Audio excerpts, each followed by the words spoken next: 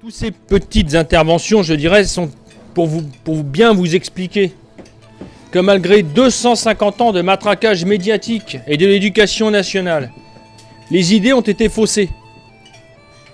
Et que nous sommes ici tous parce que nous pensons que nous avons raison et parce que nous avons raison. Maintenant, c'est à nous de mettre les moyens de diffuser nos idées. Parce que lorsque l'on arrive à discuter avec les uns et les autres, on s'aperçoit qu'on a beaucoup de choses en commun. Et c'est très important, comme l'a précisé Jean-Philippe, c'est qu'aujourd'hui on vit dans un État qui se liquéfie au profit de l'Europe, au profit en fait d'instances internationales, du nouvel ordre mondial pour reprendre ce que j'avais dit tout à l'heure. Et à côté de ça, nous avons les moyens de pouvoir parler aux citoyens qui sont là tous les jours et qui nous côtoient. La mère de famille, en présentant une politique familiale que nous voudrions faire, c'est-à-dire la possibilité à la mère de famille de choisir un emploi du temps, de s'occuper de ses enfants ou de travailler à 10, 15, 20, 30%. On ne me dira pas au XXIe siècle qu'on n'est pas capable d'organiser ça chez nous. Une véritable politique de la vie aussi. On nous parle de retraite, de problèmes de retraite. Mais est-ce qu'on facilite les familles ? Est-ce qu'on fait quelque chose pour que les naissances se multiplient chez nous ? Non. Un État devrait protéger ses citoyens. Un État devrait permettre à ses citoyens de se multiplier. Que fait la République ? Elle ne multiplie pas ses citoyens, elle en fait venir d'autres d'extérieur. Et elle continue. Des gens qui n'ont pas les mêmes cultures que nous, qui n'ont pas les mêmes traditions que nous. La République, de ce côté-là, a tout laissé. Il y a même des quartiers, des zones franches, où la police, la justice n'entre plus. La République a démissionné de son rôle d'État depuis bien longtemps. Elle gère le quotidien comme ça. En fait, elle gère tout simplement la galette. On se partage la galette et demain on s'en va, on s'en fout. Donc la politique familiale, elle est possible. Pourquoi elle n'était pas faite ? À côté de ça, Jean-Philippe nous a parlé des délocalisations. Là aussi, on a un mot à dire. Là aussi, on doit être sur le terrain pour montrer à ces ouvriers, en dehors de tout clivage syndical, en dehors de tout clivage révolutionnaire, que les monarchistes, depuis plus de 250 ans, sont au taquet pour la défense du monde ouvrier.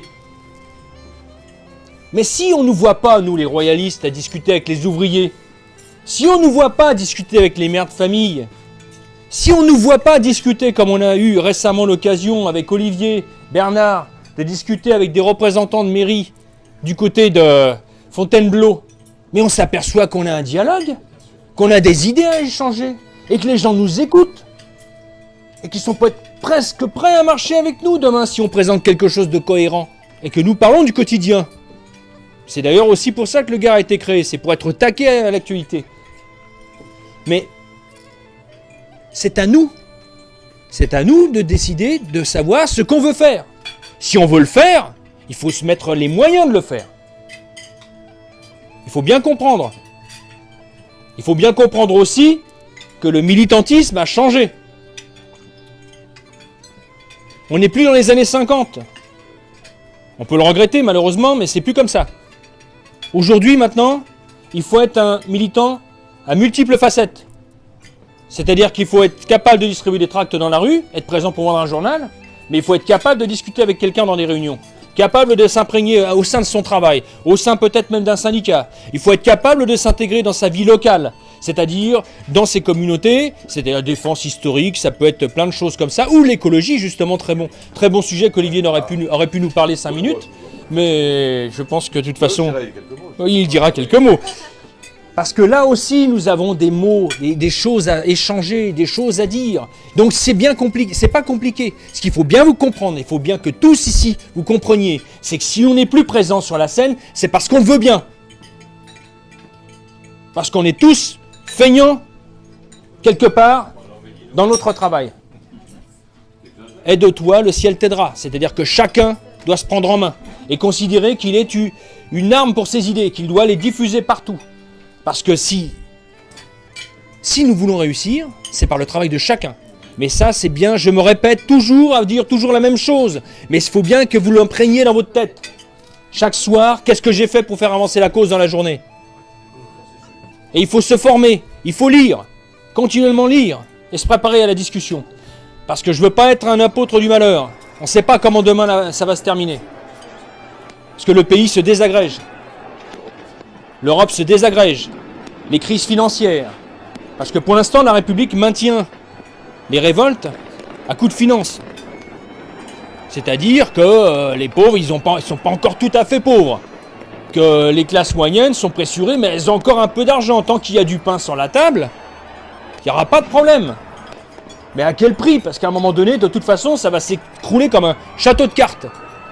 Et là, à ce moment-là, dans la rue, il n'y aura plus que ceux qui se seront préparés à la rue. Ceux qui seront capables d'être des cadres et encadrer des gens. Parce que nous vivons dans une société où 90% de nos citoyens et ceux que nous côtoyons sont des gens superficiels. C'est-à-dire qu'aujourd'hui, c'est la belle bagnole, l'ordinateur, Facebook et compagnie. Et à côté de ça, aucune idée politique. Il faut que tous les jours, et ça malheureusement, les sondages qui ont été faits par le groupe SILM sur justement l'état d'esprit des royalistes aujourd'hui, on s'est aperçu que plus de 70% des royalistes ne sont plus dans aucune structure politique. Ça prouve qu'il y a quand même un malaise chez nous. Les gens se rallieront un jour vers quelque chose qui est efficace. Donc moi je vous le dis, je ne veux pas être un oiseau comme beaucoup qui prévoyaient la fin du monde ou n'importe quoi. Il faut se préparer, former des cadres. Chacun doit prendre l'initiative d'ouvrir une brochure, de se former. À l'économie, au social, à tout. Et nous avons un message à diffuser. Et ça, nous aurons des résultats que si chacun amène sa pierre, que chacun travaille. Parce que quand demain, ça va s'écrouler, il ne restera dans la rue que ceux qui seront préparés à ça. Pour encadrer ceux qui justement ne savent pas où aller. Et ils suivront les chefs. C'est tout ce que j'avais à vous dire. Merci.